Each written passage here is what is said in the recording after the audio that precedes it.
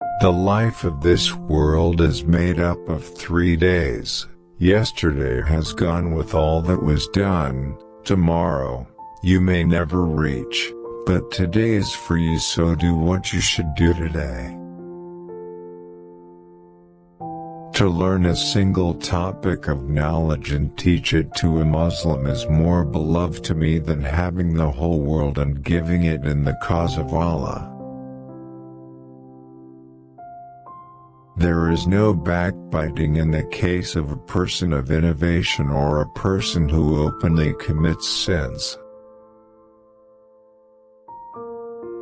Stay away from the busying aspects of life, and surely, life has abundant busying aspects. How strange it is that person whose departure from this world to the next has been announced, and whose predecessors have already departed, still plays around. This life is good for the believer.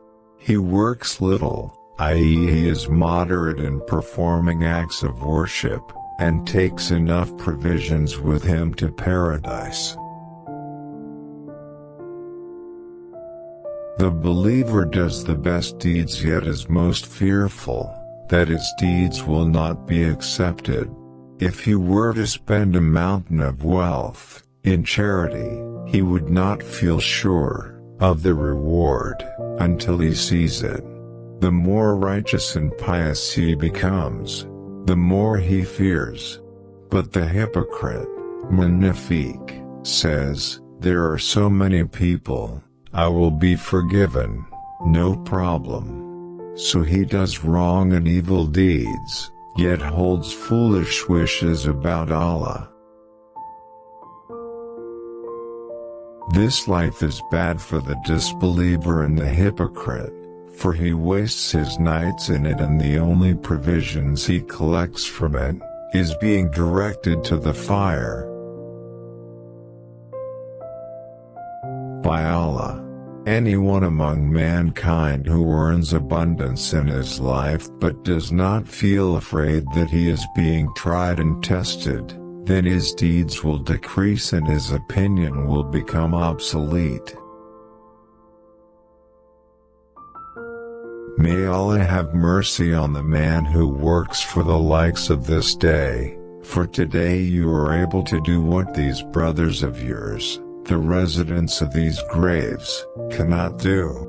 So make full use of your health and free time before the day of distress and accounts comes upon you. Do not sit with an adherent of bid'ah, for he will cause a disease in your heart.